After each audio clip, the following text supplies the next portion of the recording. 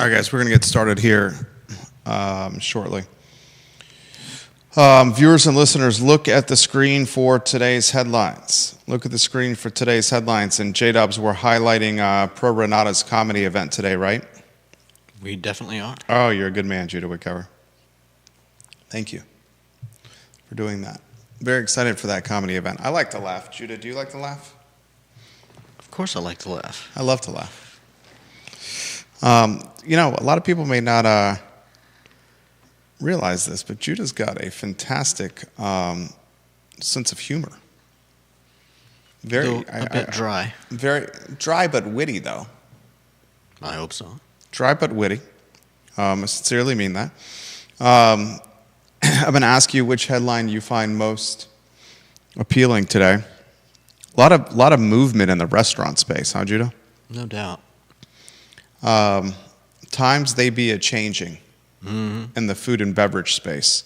If you own a restaurant, if you work in restaurants, if you love to support the restaurants locally, if you're a fan of entrepreneurship, this is the show for you, ladies and gentlemen. I ask you to do us the favor of liking and sharing the show. Like and share the show. We're going to rock and roll in a matter of moments. I'm going to ask you which headline you find most appealing. Curtis Shaver, I think you're going to love today's show. Curtis, very curious of some of the news that we're going to be talking about with the Guadalajara restaurant on Fontaine Avenue, that's JPA, closing, with Chickadee in the glass building choosing to pivot its model to a bodega concept and away from table service, and Mike Copany, great guy, rebranding Martin's Grill north of town in the Forest Lakes area as the Virginia Barbecue Company. I want to talk about that today. I also want to talk about Ivy Road, as the University of Virginia has purchased the Wells Fargo Bank on Ivy Road. UVA controls Ivy Road, and I'll highlight its evolution or the deal flow along Ivy Road as it pertains to the UVA Foundation, as it pertains to the University of Virginia. So giddy up and get ready for that. Judah, I'm going to ask you, my friend, which headline is most intriguing to you today and why, and then we'll get the program rolling.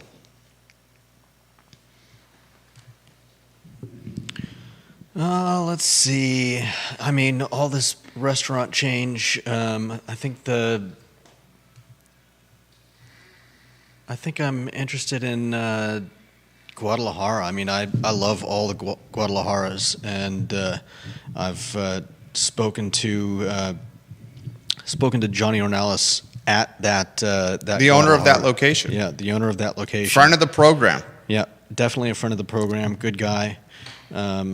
I'd be interested in learning why he's choosing to close it down. We'll talk about it today. Blake Buchanan entering the transfer portal. More portal expectations for the UVA men's basketball team. Carla Williams in the crossfire. All right, Judah, giddy up and let's get ready. Quiet on the set.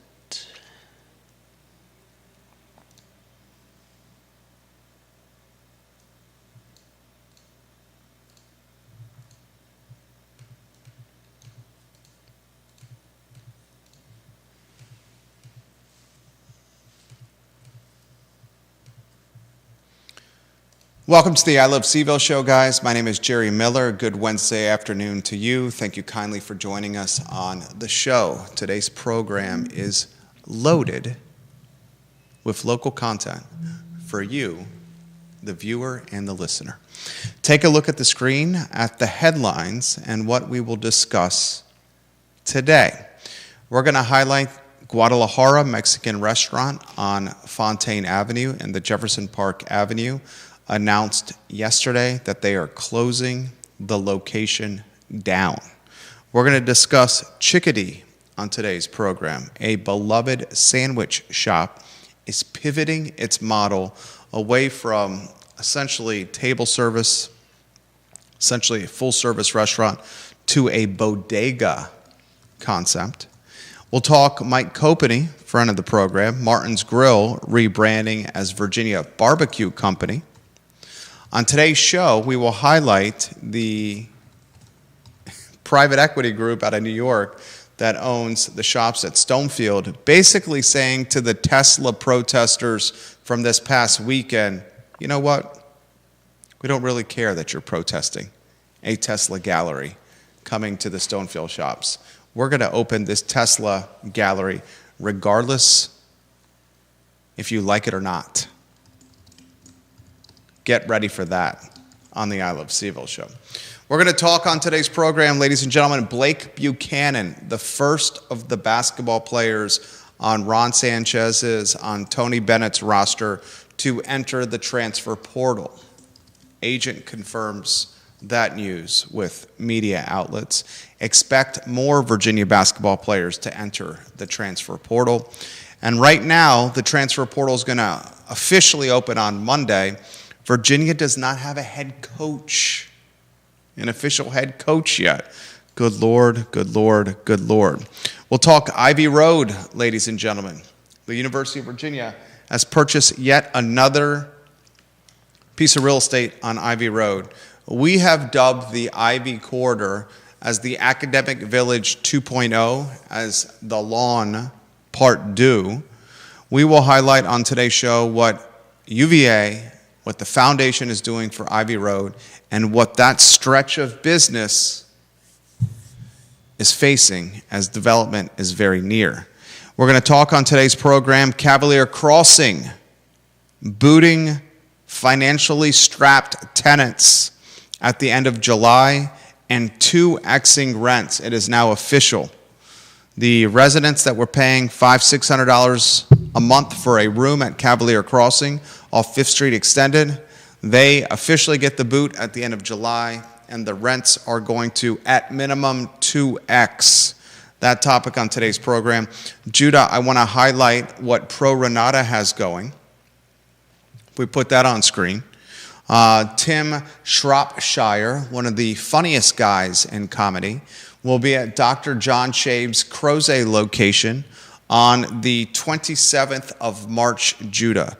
Tickets, extremely affordable for this event. I mean, $10 a ticket, Judah. You cannot beat that. You can get a tabletop, a reserved table for 4 people at $65. 7 to 9 p.m. in Crozet on the 27th of March as Dr. John Shabe and the team at Pro Renata really do a fantastic job of creating an experiential food, beverage, food and beer experience in what we've called the Disney World of Crozet, Pro Renata. A lot of headlines I want to talk. Judah, studio camera first, please, and then a 2-shot. I'm going to ask you which headline you find most intriguing and why, and then we'll highlight our partners at Charlottesville Sanitary Supply, 60-plus years in business. J-Dubs, restaurants left and right. Mm-hmm. We saw it last year. We're brokering the deals left and right. We just brokered the sale of, I would say darn near close to an institutional business, Great Harvest Bread Company. Mm-hmm. Our firm, Charlottesville Business Brokers, online at charlottesvillebusinessbrokers.com, sold the business, found the buyers, new couple, the Crowleys, the owners of Great Harvest Bread Company. And they are going to take this brand and lead it into 2025 and beyond. There's been a significant amount of restaurant news and movement in this community. Which headline do you find most intriguing and why? Well, I'm saddened to learn that the Guadalajara on Fontaine is closing up. We're good friends with the owner, Johnny Ornalis, and seen him start several other businesses, and I'm sad to see Guadalajara's go. Guadalajara on Fontaine. We just saw Kyle Irvin, the communications, the fantastic comms guy for the Charlottesville Police Department, wave to us outside the studio on Market Street. We'll talk Johnny Ornalis. We'll talk Guadalajara and Fontaine Avenue closing, and we'll talk Chickadee pivoting to a bodega concept and Martin's Grill rebranding.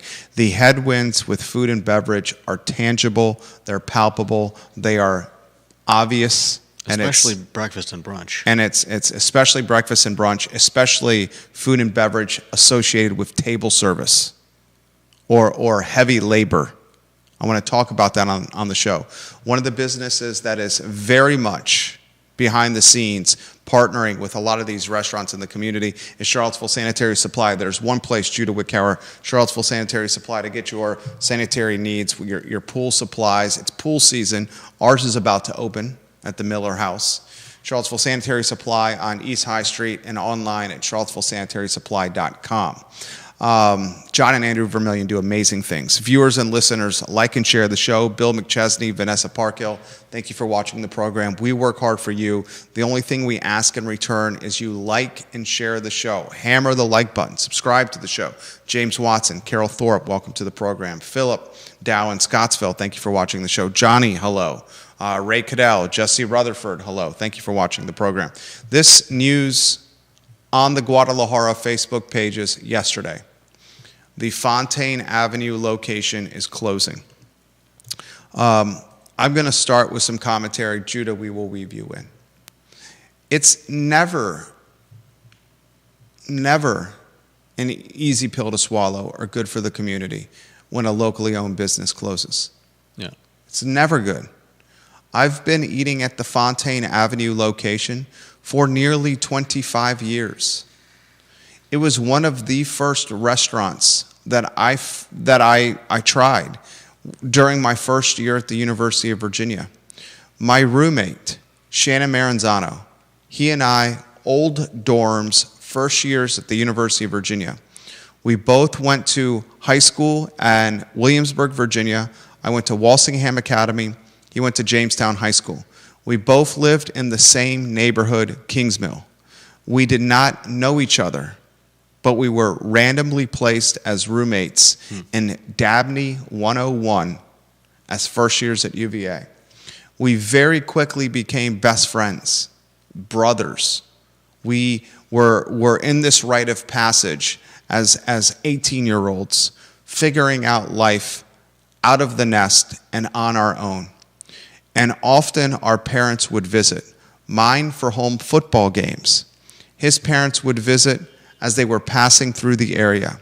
His father, a superintendent of public schools, Dr. Chuck Maranzano, one of the best humans I have ever met. His father, Dr. Chuck Maranzano, sincere, kind, a man of perspective, level-headedness, consistent demeanor. His son Shannon embodied these qualities as well. That's why we became very close friends. And Dr. Maranzano, when he visited, he would often take Shannon and I out to dinner. We often found ourselves at the Fontaine Avenue, Jefferson Park Avenue, Guadalajara location. Mm-hmm. We started as first years. He'd visit second year, third year, fourth year, and afterwards, and we always found ourselves bonding and conversating over chips and salsa. As we got older, we got the big beers. We got the big Coronas. I would always get special number 12. It was what? A soft taco, a burrito, and a cheese quesadilla. I always left the Fontaine Avenue location happy, satisfied, pleased. I loved the spice and the kick of the Guadalajara salsa. I think it's gotten spicier recently. I personally love the Fontaine Avenue location the best. It was intimate. Yeah. It's not that large. Right. I never had difficulty parking in that lot behind the restaurant. The service is always quick. It was clean. Johnny ran fantastic business. Yeah. I'm sad to see this close. No doubt. Unfortunately, what is happening is this is a sign of the times with table service, with food and beverage. Since the pandemic, collateral damage of COVID, the consumer has shifted their habits. And it's a society, it's human behavior now, Judah, and you jump in here in a matter of moments, that is much more focused on third-party delivery and eating food and your respective home in underwear and robes and pajamas while streaming Netflix or Prime or Max. Going to restaurants, table service, 20% gratuity, getting in a car, parking, waiting for food, doing it in a dining room is becoming something of yesteryear, which is crazy to say. On top of that, the space, food and beverage, is as competitive as any space in this community. I've said on the program the most competitive spaces of business in this community: restaurants, being a realtor, a residential realtor, coffee shops. Those three spaces of business, food and beverage in totality, coffee shops as a subcategory, and being a realtor in the greater Charlottesville area, the most competitive lines of business that you can be in. Mm-hmm. And with locations on Greenbrier Drive, right? Yeah. A location, Judah, what is it, on Market Street? On Market Street and Pantops. And one on Pantops. The family makes the decision of closing Fontaine. They own a lot of the real estate over there. This real estate has significant upside, ladies and gentlemen. But a location has bit the dust. And that is disheartening. Yeah. I've said this for 24 months, at least 24 months, since COVID. More of these are going to close. And I've highlighted on this network that our team at Charlottesville Business Brokers, our firm Charlottesville Business Brokers, is doing a fantastic job of brokering business deals in F&B and in other spaces. Before you have your back against the wall and are at the point where you're closing your doors, or you're basically doing an asset sale where you're selling things for pennies on the dollar, please reach out to someone who can broker deals and get you perhaps some return on your sweat equity and investment. Please. Judah, perspective from you as we then utilize this as a spring to Chickadee, pivoting its table service model to a bodega, grab and go, away from table service. Martin's Grill pivoting its model to Virginia Barbecue Company and away from an institutional brand and Martin's. Yeah. This continues to hit the industry. It's being ravaged. Blue Moon Diner, Judah. Mm-hmm. Moose's by the Creek, table service, being pivoted to grab and go. It's happening. I can continue to list them off if you would like. Your thoughts on Guadalajara first. Well, the last time I was there, I actually spoke to Johnny. It was kind of funny. I was sitting there just grabbing a quick bite because I was meeting someone nearby. And as I'm sitting there eating my tacos, I hear my name. I'm like, that's odd. Look around, and there's Johnny. So I get up, shake his hand, and we start talking politics. And you're right. It's a great little space. The Guadalajaras are all incredibly fast. I mean, it's amazing how fast they are sometimes. I'll barely sit down after placing an order to go, and here comes someone, carrying a bag out to me. I'm like, what? It's ready already? Great. But it's definitely a shame to see it go. Sadly, I haven't been able to get back to that one very often because it's kind of on the other side of the city. My usual go-tos are Pantops because it's close to my church, and the one right here downtown is a great spot for stopping after work. Not to mention, I've had a lot of success ordering from them late at night. If it's after 8:30, sometimes the Pantops one doesn't respond. So,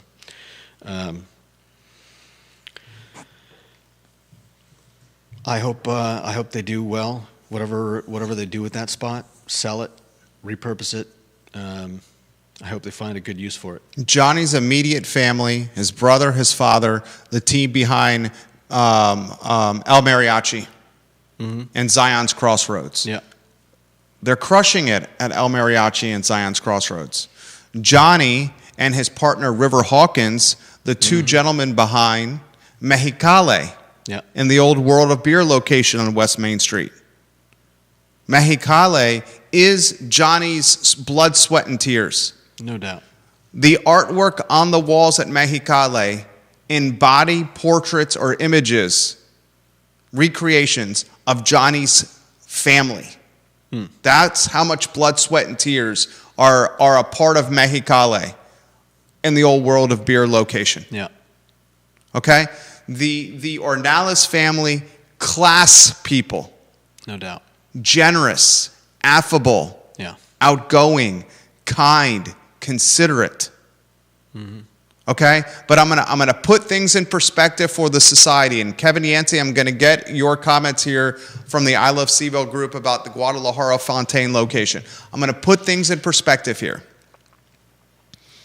My wife and I and two boys, a 6-year-old and a 2.5-year-old.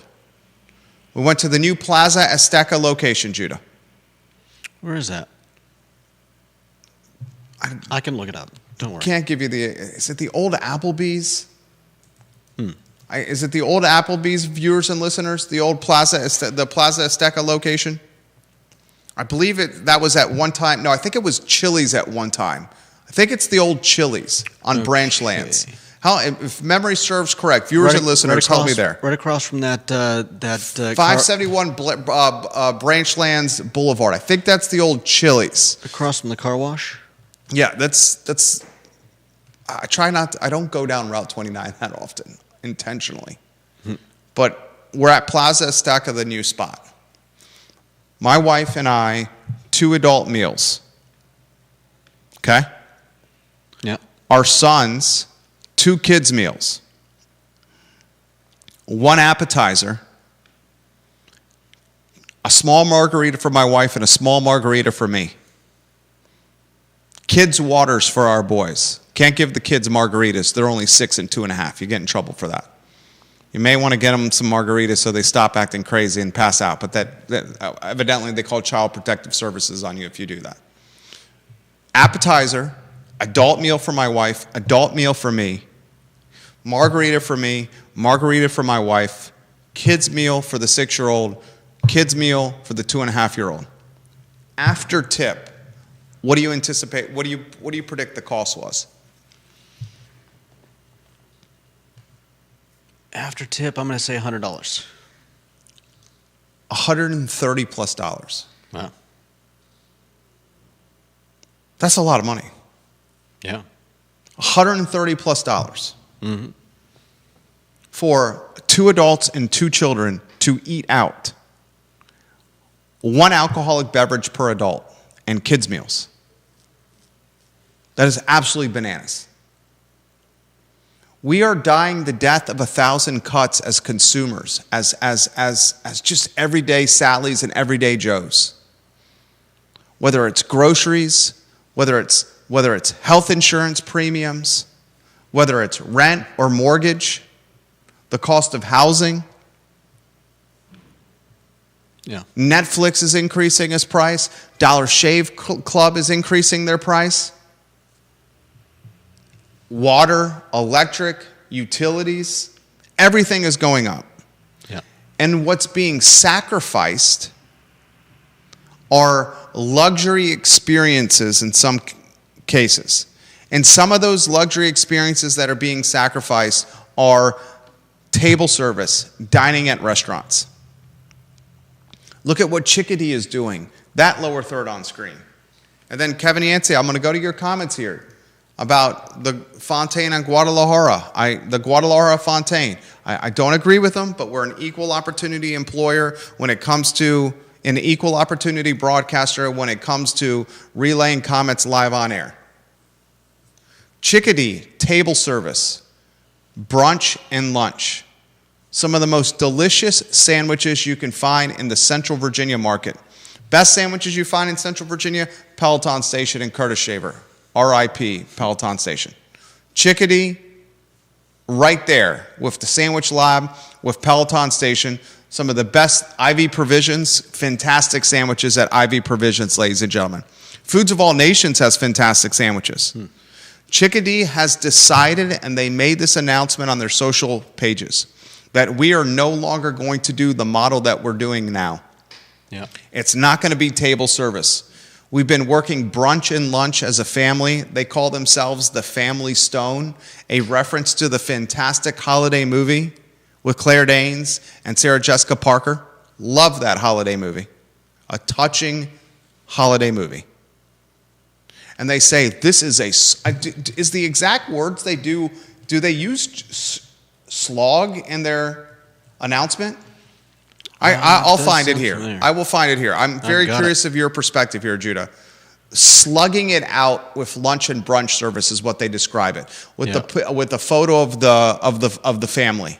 Yeah. Slugging it out in lunch and brunch. The Family Stone has decided it's best we take things in a different direction, they say. For the past year, we have been building out the space next to us for a market concept.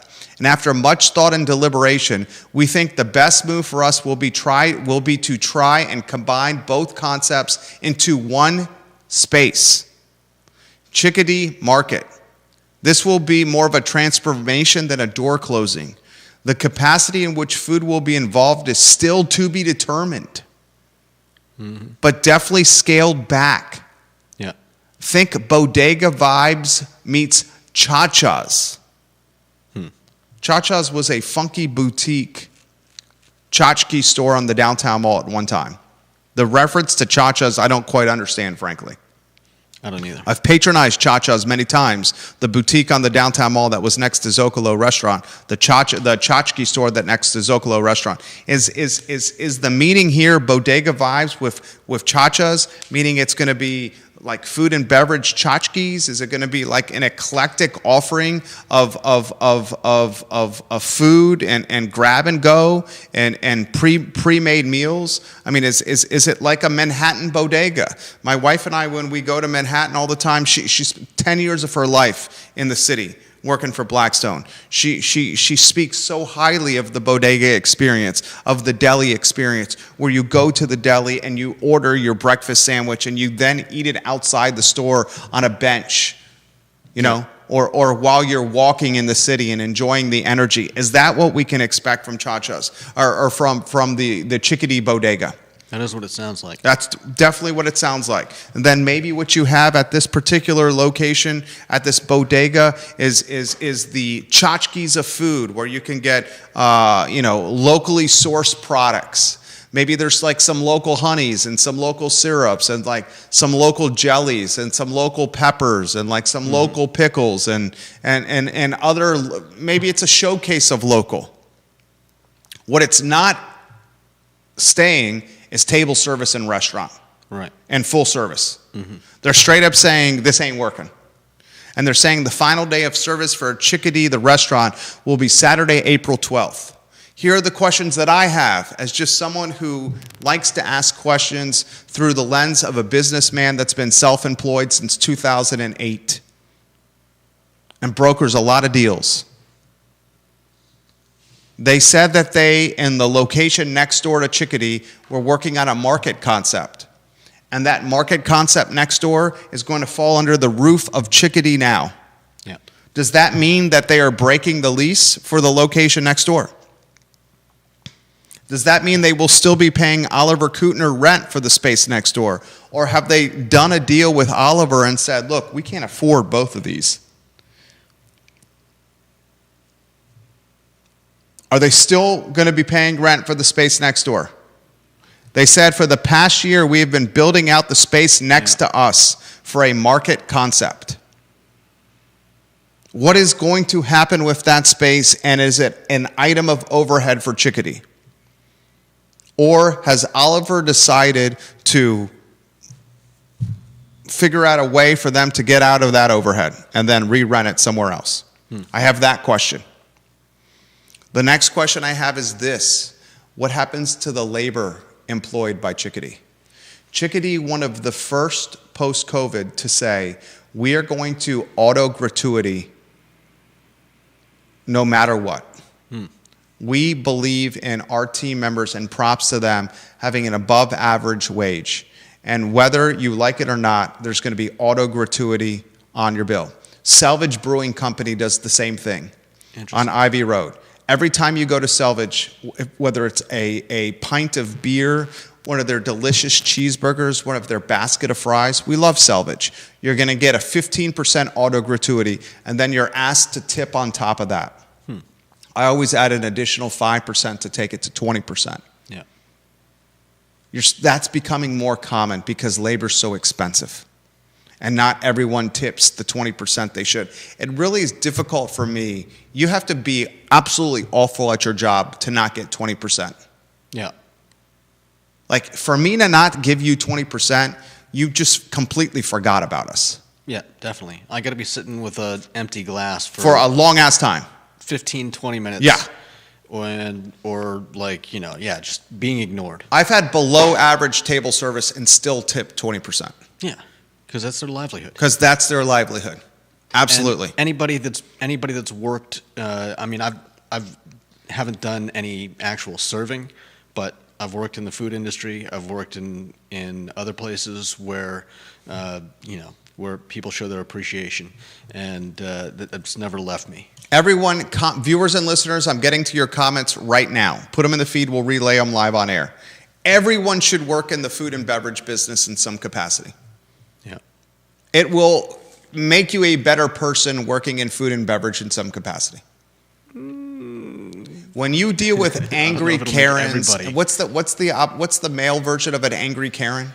I think you just still call them Karens. Maybe it's Kevin. When you deal with angry Karens and angry Kevins, well, interestingly, Kevin Yancey throwing a little shade over here at Guadalajara. Is he? Yeah. Oh, man. Yeah, Kevin is saying, he says, the Guadalajara on Fontaine was handicapped with location and parking since it opened. It's the smallest location in the group. And he says, welcome to the on-demand disposable society we created. Yep. And he says, yes, that was Chili's. And he says, you do realize that all the Plaza brands are chain locations. They are locally owned.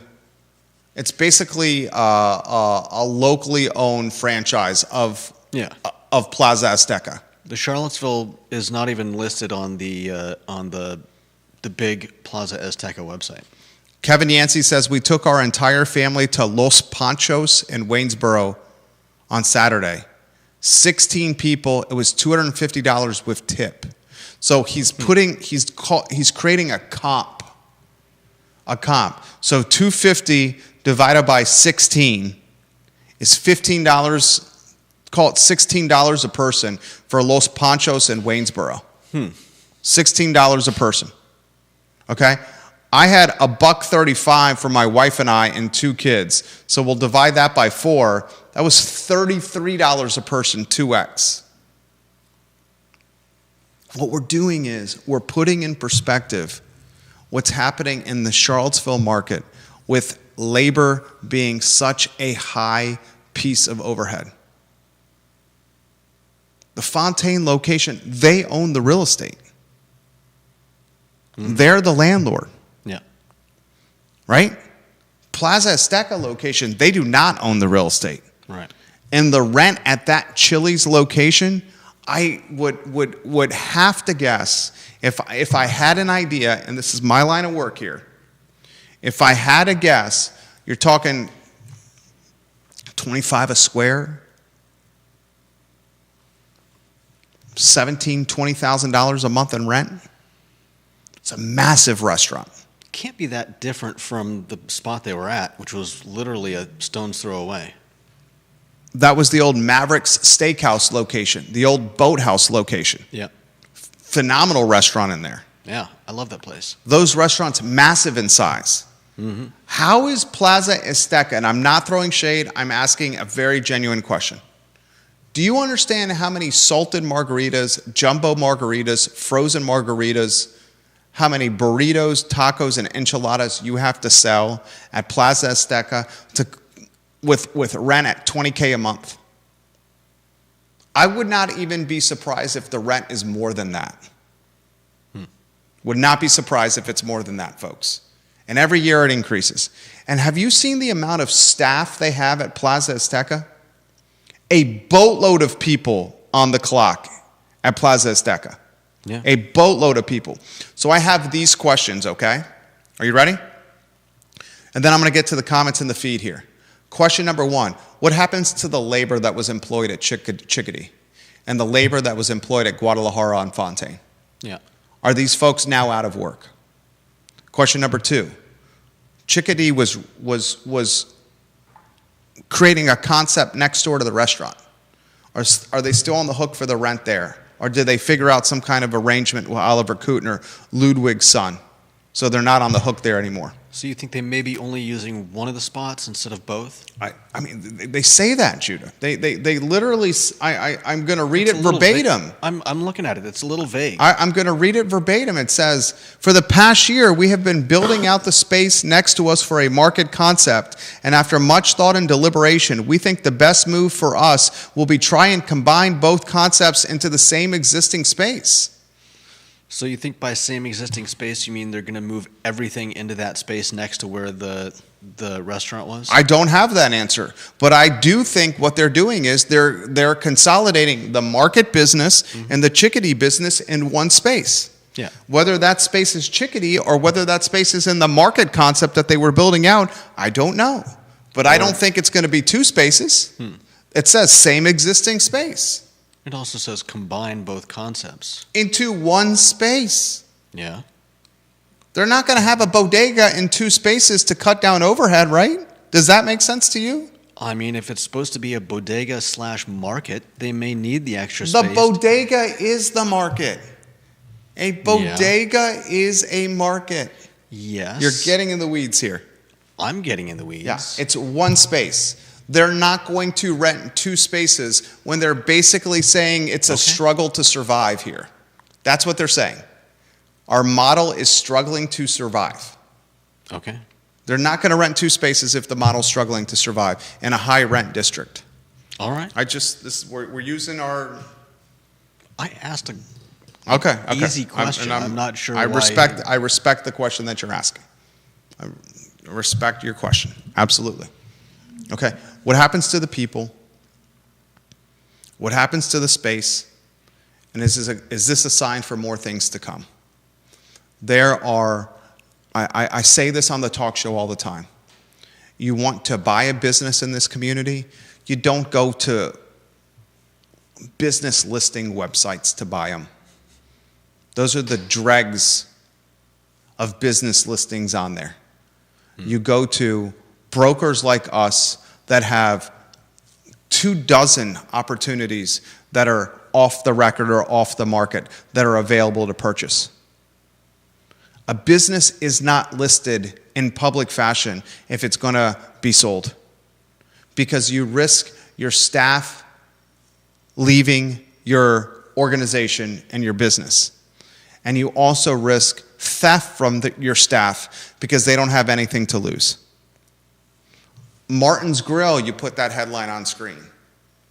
The Copenys rebranding Martin's Grill as Virginia Barbecue Company. More change in the food and beverage space. Think about some of the change we've seen with Blue Moon Diner choosing to legitimately close their doors. Moose's by the Creek choosing to go to Shadwell. Fontaine Avenue, Guadalajara closing, right? I mean, it's significant change. Passiflora Commonwealth Sky Bar still has not opened. Draft Tap Room, Stefan Friedman, has remodeled the space, put new flooring in, brought out the TVs, brought out the tap, still hasn't opened it. Yeah. Still waiting. What's happened to Blue Ridge Country Store? The folks that bought Blue Ridge Country Store from the original owners ran it into bankruptcy, owe a boatload of money to vendors all over town. What's going on with that, right? Yeah. Lonnie Murray watching the program. I love Guadalajara, but he says it's a very generic kind of Mexican food that is now available with almost identical menus all over Virginia. We need more Mexican, Latin American food that's healthier with more of a homemade feel and more unique menu items. Guajiros is an example of the kind of restaurant I'd love to see more of. Guajiros doing a great job in the old Peloton Station location. The brothers, Harvey and his brothers, do great work. Food is fantastic. Yeah. Will, the bartender, does a great job behind the bar. He loves to throw shade, and at yours truly, Will does. But he does a great job behind the bar at Guajiros. One of the best bartenders in the business, Will. Talented artist, talented illustrator, visionary comic book genius, Will. Eddie watching the program. I love Eddie. I miss you. He says, we miss Peloton. Shad Gatewood. God, I'll give you a chest bump right here, Shad. He said, Peloton had the best sandwiches. Curtis is a gem. Curtis is a gem. Mm-hmm. Inner circle friend, Curtis Shaver. Recently moved to Greene County, Curtis Shaver. The chatter on the street is Blue Ridge Cafe has sold. That's the chatter on the street. That Blue Ridge Cafe has sold to a new owner. An institutional business in Greene County.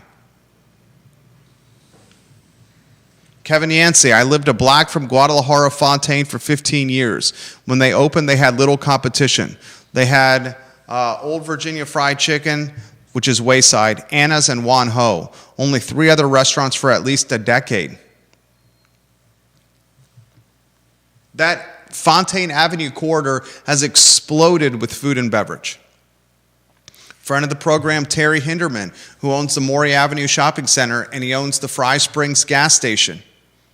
He's got a Jersey donut shop in there and half the side of Anna's Pizza. And he's got a Neapolitan pizza parlor where Napo? fries... Nepo? Pi Nepo? I think it's Napo. Pi Nepo? Something like that. In the old Fry Spring Station location. He's right. That corridor has bustled with food and beverage offerings. But you know what else has dramatically uptick in the Fontaine JPA Avenue?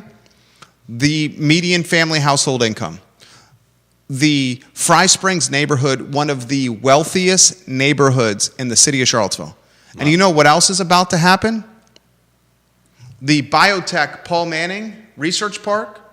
You're going to have thousands of people within a walking distance of where Guadalajara, of Juan Ho, and where the pizza parlor are located. Thousands of people. This industry is an absolute peril. And I said on this talk show that we are still navigating the collateral damage of COVID. Inflation, collateral damage of COVID. Inflation that we're dealing with right now, that Jerome Powell is still trying to get under control, that Trump thinks he can get under control with these new tariffs that are making the stock market absolutely plummet in correction territory. That's collateral damage from COVID. Collateral damage from COVID? How about housing? Guess what happened during COVID when we started offering home buyers 2% and 3% and 4% interest rates on fixed 30-year mortgages? They are never going to get off the 2, the 3, and the 4% interest rates, which is limiting available inventory. And because the inventory for sale is so limited, because people are holding with dear life to a 2, 3, or 4% interest rate, that means the stock that does hit the housing market is exponentially more expensive because it's a supply and demand conundrum. Mm-hmm. That's collateral damage from COVID. How's this for collateral damage from COVID? How many of us over the last 12 to 24 months have found ourselves sicker than ever? Put your hand in the air. You got kids sicker than ever. Parents sicker than ever. Fighting colds and flus and getting stuck in bed and fevers. Well, guess what? For 2 years, we didn't use our immune systems.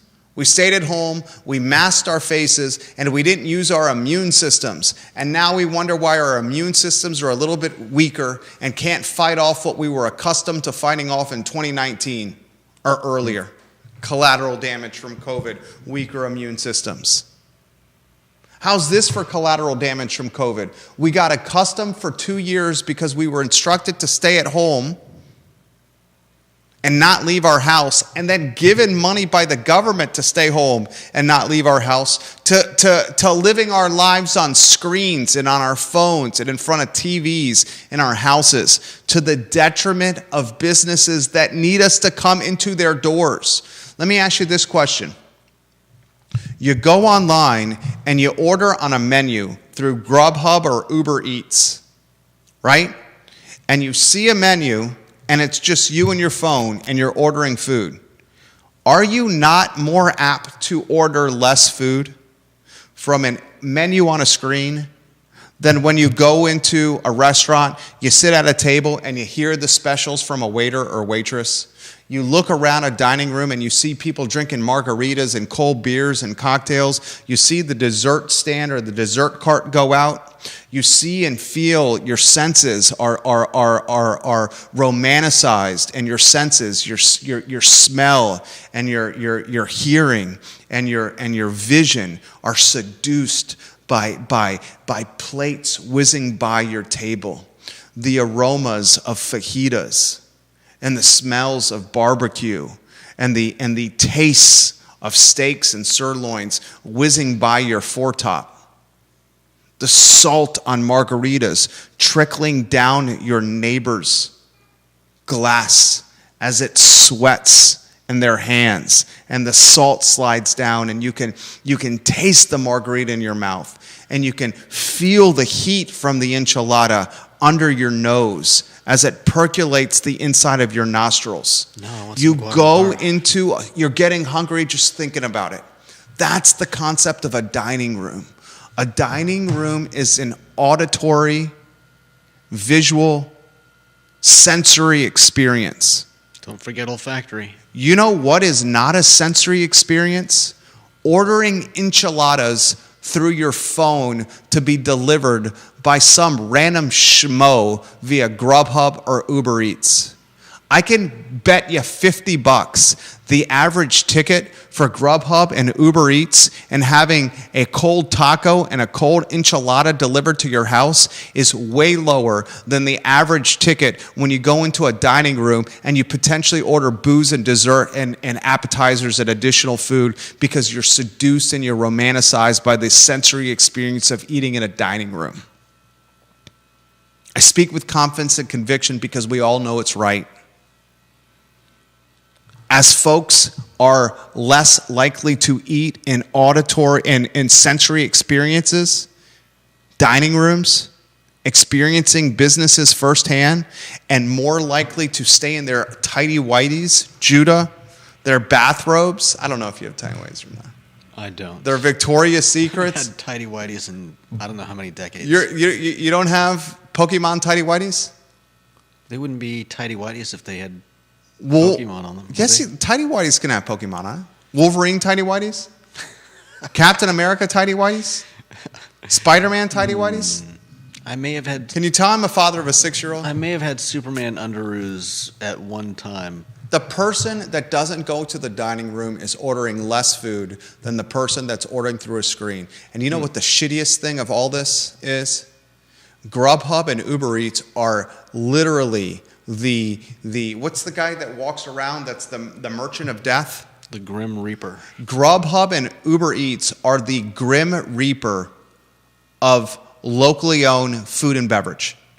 The Grim Reaper of locally owned food and beverage is Grubhub and third-party delivery, because they're going to take your food, they're going to get it to the customer cold. They're going to get it to the customer after some Grubhub and Uber Eats drivers finagle and touch and eat your food, put their grubby little fingers in it, enjoying some of your fajitas and some of your French fries, some of your onion rings, getting their DNA and their disgust on your $19 tacos and enchiladas. They're going to deliver it to you with their grubby fingers and their DNA all over it. It's going to be cold, and your experience for that brand is not going to be an experience where you have disdain for the delivery driver or the third-party delivery. Instead, that disdain is going to be for the brand that made the food. And that's bogus, but that's reality. Mm-hmm. They are the grim reapers of locally owned full-service restaurants.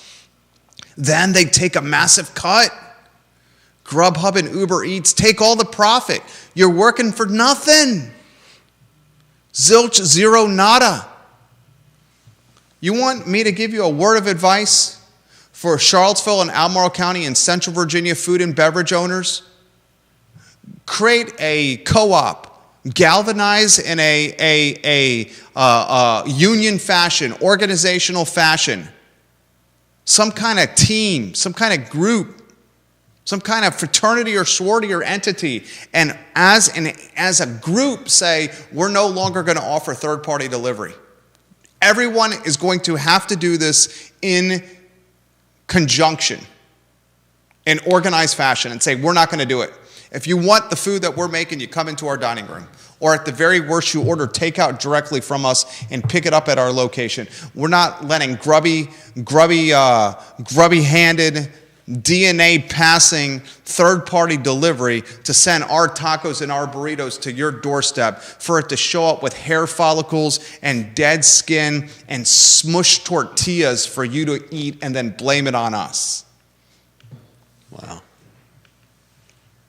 I got third-party delivery, my wife and I, to our home in Ivy. Open the bag. Get the food out. Take the containers out. And immediately I feel like I'm at a head shop. Or I'm at Cypress Hill concert, at a Bob Marley concert. Okay. The aroma, it must have been someone was roasting a fat blunt and their cutlass with some rims on it. Because I opened that bag and I was immediately super stizzed. It was that much weed smoke was all over our food. Even my wife said, Jerry, did you just rip a binger in the kitchen? Our kids are over there. I said, I did not. I just opened the plastic bag. The food was in the bag. And then she said, oh my God, you're right. And she goes, I'm going to call the restaurant. I said, it's not the restaurant. It's little Carlo and his El Camino on 19-inch rims that deliver the food. Insane.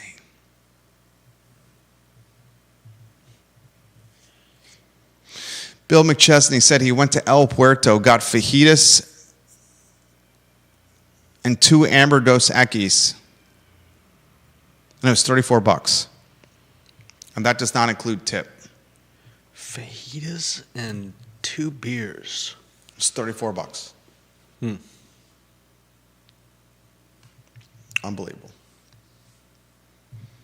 Daniel Kaufman, the owner of Public and Black Cow Chop House, watching the program, he says, Judah's getting pornographic. He didn't say Judah. He said, this is getting pornographic. I guarantee you Public and Black Cow Chop House don't do third-party delivery. You want a third-party delivery, some raw oysters? From West Main Street, third-party delivery raw oysters from Public to man. Crozet? That's a scary thought. What are those oysters going to look like?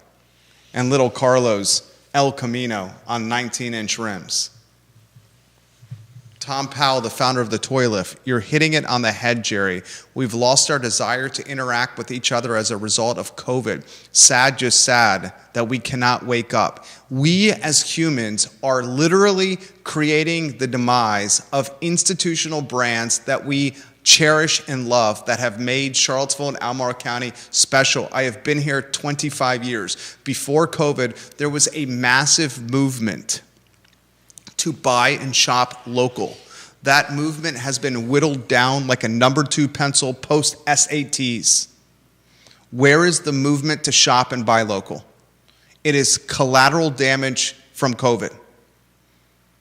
I think a lot of this was present in one way or another and gaining in popularity before COVID.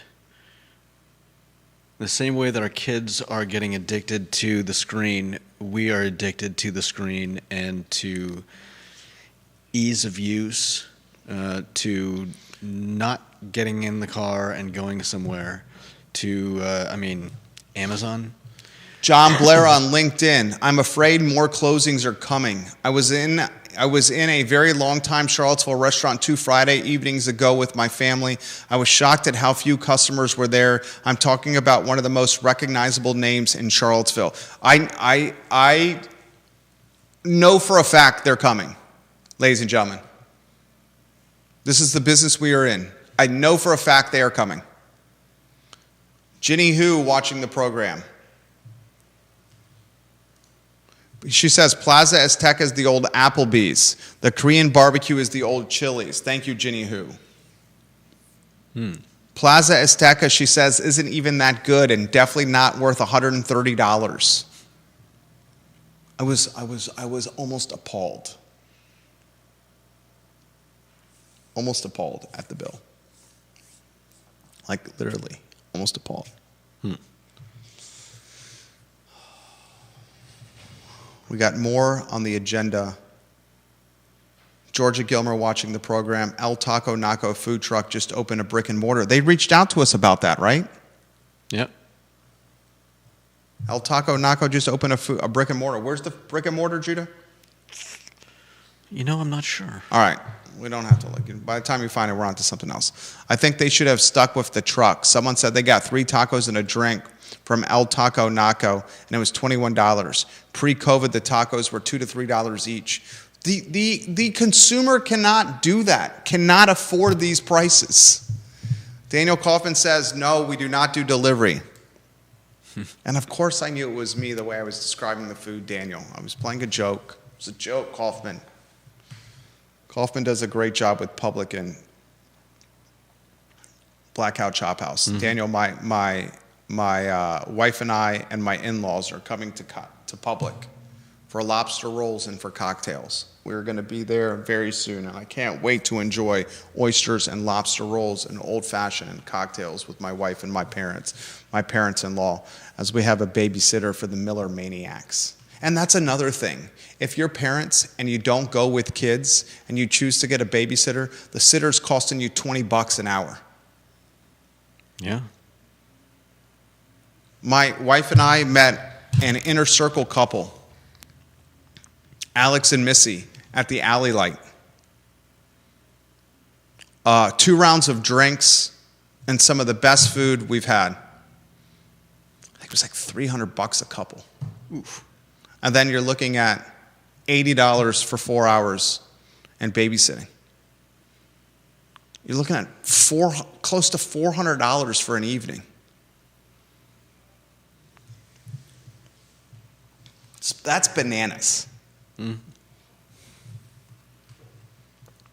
That is bananas, right?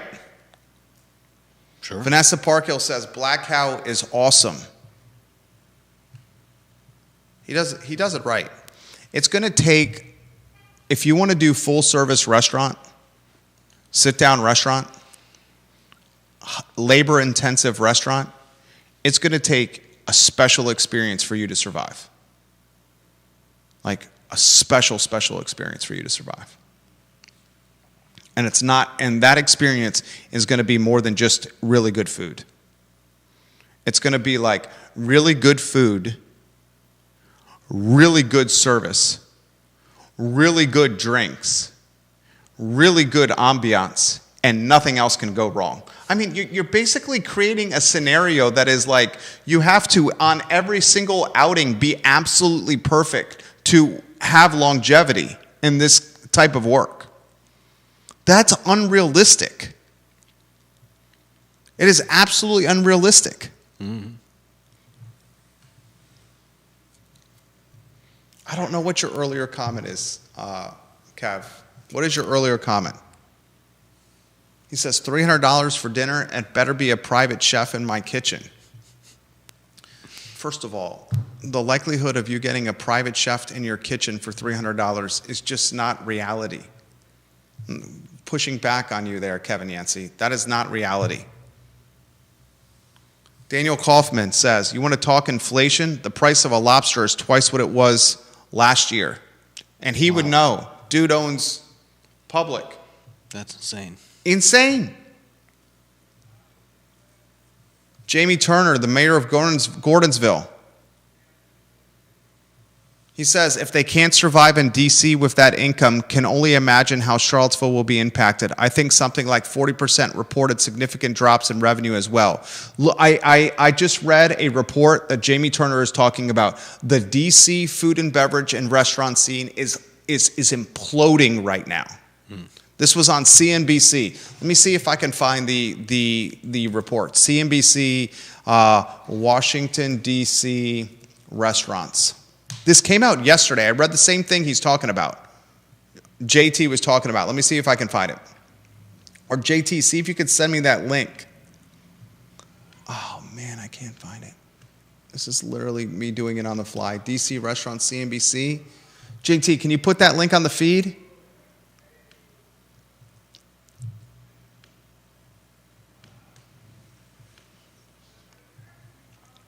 Absolutely unbelievable.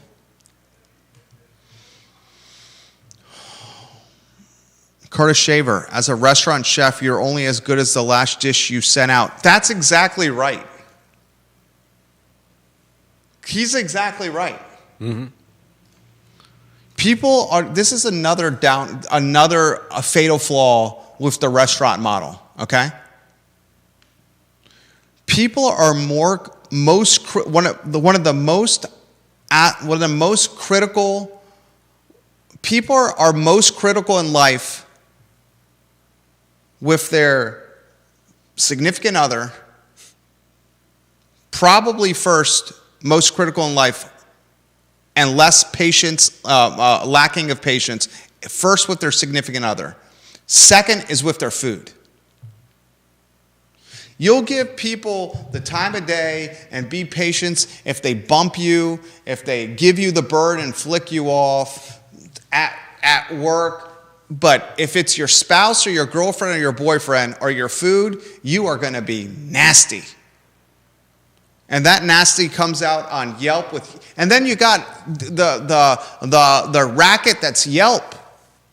Well, where Yelp will call you up and say, you don't give us any money, we're going to push your bad reviews up and your good reviews down. Literally, they have class action lawsuits against Yelp.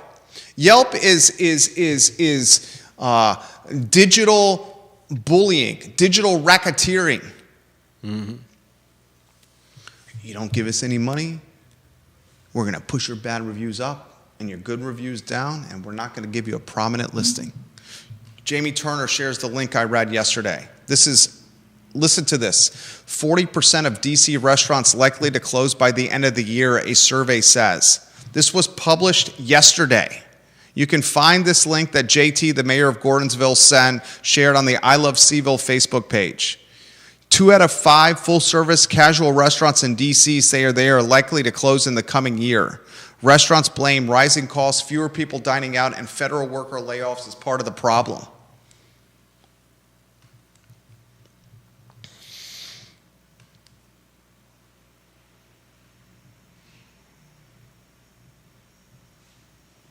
Kevin Yancey said, Zip of Vivace said you have to make yourself a destination and not just another sit-down restaurant. We ate at Vivace on Sunday. We eat as a family at Vivace often. Sitting at the bar in one of the booths, our 2 kids and my wife, not at the actual bar, but in one of the booths on the bar side. Get popcorn, get the bread, get some calamari, get some pizzas, and get a couple of beers. Food is always good there.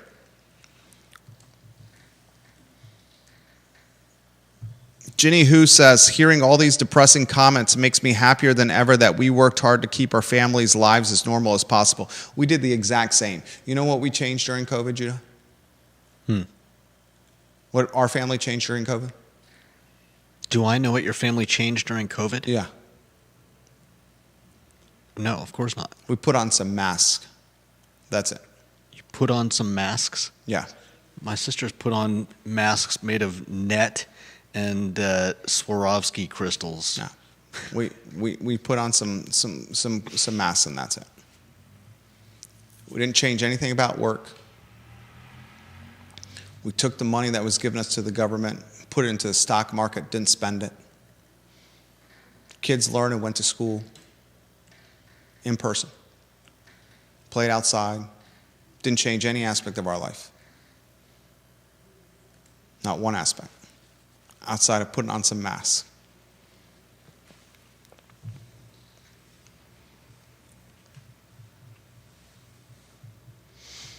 .140 marker on the I Love CVille show. We have some more topics we got to get to. If we save the other topics for tomorrow so we can really get into them. Yeah, I think we might have. I really hope you're rebranding some of those, rotating those lower thirds on screen. Because it's not just Martins we're talking about.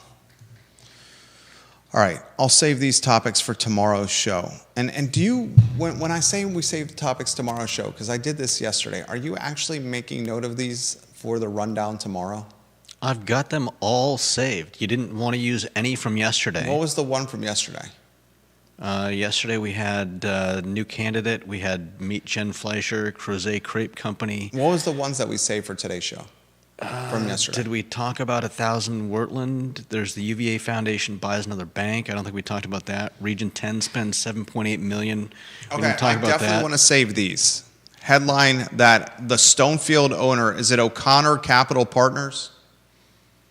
Yeah, I the believe private so. Equity group that owns the shops at Stonefield, they basically told, we'll talk about this yesterday, O'Connor Capital Partners out of New York, they own the shops of Stonefield, and they told the hundreds of protesters that were bucking up to the Tesla dealership that's coming to Stonefield, they basically gave them the one-finger salute. Unsurprisingly. They said, whatever you're doing here, we don't care about. Tesla's opening here, and you can hit the road, Jack.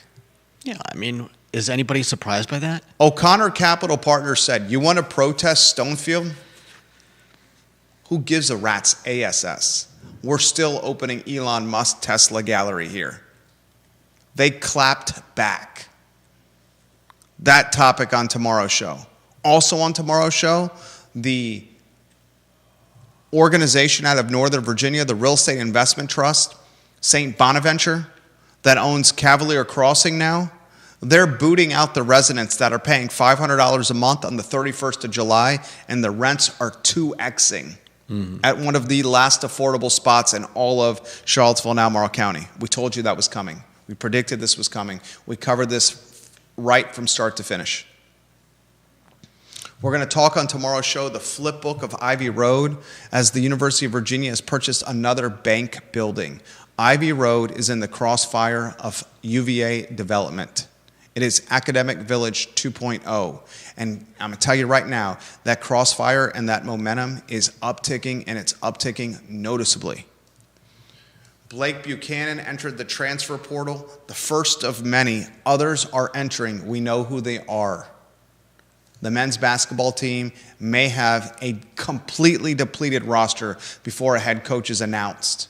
And the head coach, Odom of VCU, doesn't have any players from Virginia Commonwealth University come with them because they've exhausted their eligibility. This could be a disaster in the making for the athletic director, Carla Williams. We'll remind the viewers and listeners that on March 27th, Tim Shropshire is coming for Comedy Night at Pro Renata, and tickets are just $10. If your business is in a customer-facing type of model, you need to create experiences for your customers. Experiential businesses are the ones that cannot get cannibalized by the internet. And John Shabe and Pro Renata are doing just that. Word on the street is arcade games are coming to Pro Renata. Axe throwing, music venues. They've already got axe. Comedy clubs, a playground, a sports bar, outdoor seating, fire pits.